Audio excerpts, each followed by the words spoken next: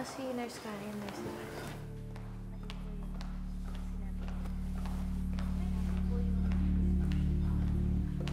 Doc Annalyn. Zoe? Kamusta na si Doc Carlos? I heard he suffered from tension pneumothorax after falling.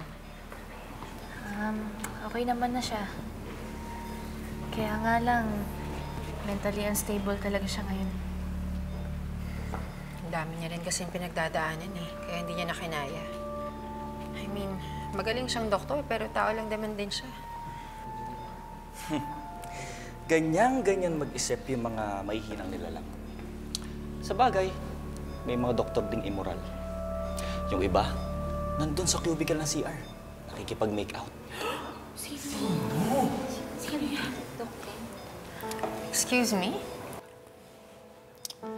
Nakakahiya, no? Doktor pa man ding naituring. Ang landi. Zoe!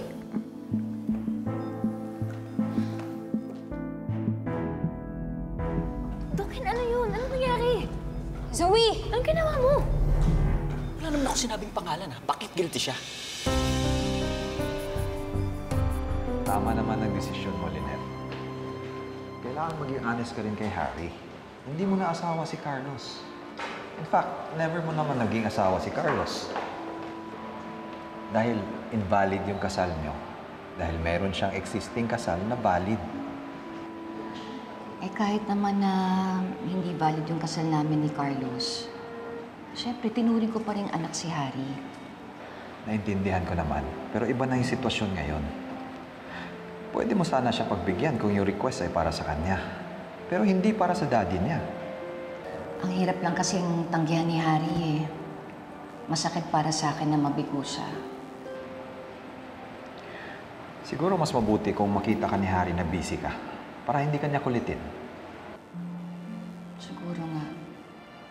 Dapat talaga meron akong pinagkakaabalahan eh. Ganito na lang. Samahan mo kaya ako bukas. Bibili tayo ng furniture para sa clinic ko. Ikaw pipili, ah. Ako? Sigurado ka? Oo naman. Sige. Kasi alam mo, pangarap ko din maging isang interior designer. Then you're hired. Starting tomorrow. Sure ka na, ha?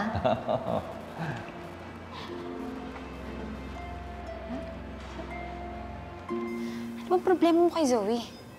Sabihin mo kay Zoe, malandi siya. Kaya pala ayaw niya makipag-date sa akin. Kasi may kinikita siyang ibang lalaki. And I'm sure, yun yung lalaki nakita kong kasama niya sa cubicle ng CR. Sabi Dok, hindi magagawa ng kapatid ko yun. Dok, kitang-kita ko. Doc Annalyn, hindi naman ako nagugulat eh sa mga ginagawa ni Zoe. You know, she just lost her mom. Maybe she's seeking attention. Ito atin-atin lang to, ha? Alam niyo ba na hinukay ni Zoe yung libingan ng mommy niya just to prove that her mom is still alive? Totoo ba yan? Oo, Doc. Kasi naniniwala siyang buhay pa yung mommy niya. Alam niyo nga, sa totoo lang, ha? Aawa na ako kay Zoe eh.